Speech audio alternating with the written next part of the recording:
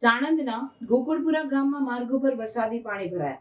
અંતિમ વિધિ માટે ટ્રેક્ટરનો પાય. સાણંદ વિધાનસભા ક્ષેત્રના ગોકુળપુરા ગામમાં હાલના દિવસોમાં પાયાની સુવિધાઓના અભાવની સમસ્યા ગંભીર બની છે. કેટલાક દિવસ સુધી વરસાદના કારણે ગામના મુખ્ય રસ્તા ઉપર પાણી ભરાઈ જતા નાગરિકોને અંતિમ વિધિ જેવા સંવેદનશીલ પ્રસંગે પણ ટ્રેક્ટરનો આશરો લેવાનો વારો આવે છે. પીવાના પાણી, રોડ અને ગટરની યોગ્ય વ્યવસ્થા ન હોવાના કારણે ગ્રામજનો મુશ્કેલીમાં મુકાયા છે, જેની તસવીરો તથા વિડીયો સોશિયલ મીડિયામાં ઝડપી વિષય બની રહ્યો છે. ઉલ્લેખનીય છે કે ગોકુળપુરા ગામ સાણંદના ધારાસભ્ય કનુભાઈ પટેલનું મૂળ નિવાસ સ્થાન છે, છતાં અહીં હજુ સુધી પ્રાથમિક વાવેતર સુવિધાઓ પૂરતી પુરવઠામાં નથી.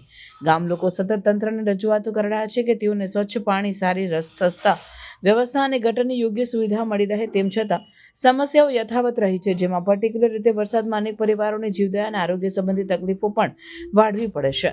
આ સ્થિતિના વખાણ થતા હવે સ્થાનિક વહીવટીતંત્ર અને સરકારી પ્રતિનિધિઓ સામે કામગીરી માટે દબાણ વધી રહ્યું છે. નાગરિકોએ તાત્કાલિક કામગીરી કરીને ગામના જરૂરી સુવિધાઓ પૂરી પાડવામાં આવે તેવી માંગ ઉઠાવે છે. સંભવિત છે કે તંત્ર આગામી દિવસોમાં સમસ્યાના સ્થાયી ઉકેલ માટે કાર્યવાહી હાથ ધરશે, જેથી ગામના રહેવાસીઓના આરોગ્ય અને જીવનમાં સુધારો આવી શકે. આજે એક જાગૃત નાગરિક દ્વારા મને એક વિડીયો મોકલવામાં આવ્યો હતો. એ વિડીયો સાણંદ બાવળા વિધાનસભાના જે એમએલએ છે એમના ગામનો હતો. અને એ વિડીયો તમે જો આ બધા દરેક સુધી પહોંચે તો તમે વિડીયો જોજો, એમાં જેટલી દયનીય હાલત છે. એ વિડીયો મારી અંદર આવ્યો ત્યારે અમે મેણી ગામમાં હતા. મેણી ગામમાં જે ઇન્દિરા આવાસના મકાનો છે, ત્યાં આગળ જે ગોરી પટેલ સમાજના ઘરો છે, એની અંદર અમે મેણીમાં જ્યારે ફરતા હતા ત્યાં પણ ઢીચણ હમાના કીચડ જેવા રસ્તાઓ છે.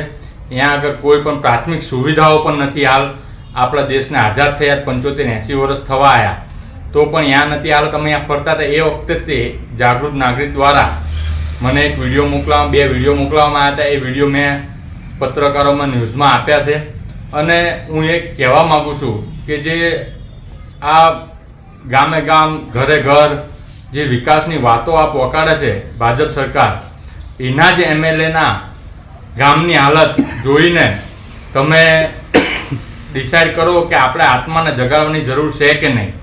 કારણ કે આપણી આત્માને આપણે પૂછવું પડશે કે જીવતા જીવતો ઠીક, પણ માણસ મરી જાય એના પછી પણ તમે જુઓ કે કેવી કફોડી હાલતમાં ગામના લોકોએ સ્મશાને જવું પડે છે. ને આવી હાલત તો દરેક ગામની છે. દરેક ગામના રોડ, રસ્તા, ગટરોની પ્રોબ્લેમ છે.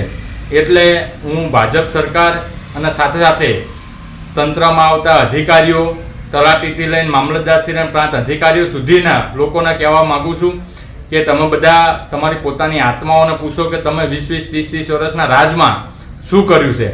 એટલે હાલની પરિસ્થિતિ જોતા બધા ગામે ગામમાં આ જ હાલત છે.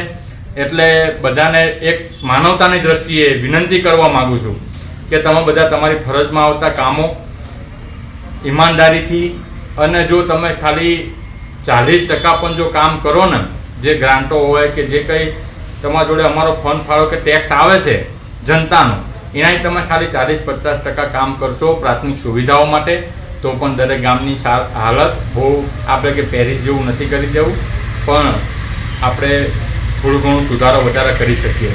એટલે સાણંદ બાવળાના એમએલએને પણ હું કહેવા માગું છું કે તમે જ્યાં બંગા ફૂંકો છો કે વિકાસ વિકાસ વિકાસ, તો પહેલાં આપણે પોતાનો ગામનો વિકાસ જોઈ લો અને એ જુઓ તમે કે આ શું હાલત છે.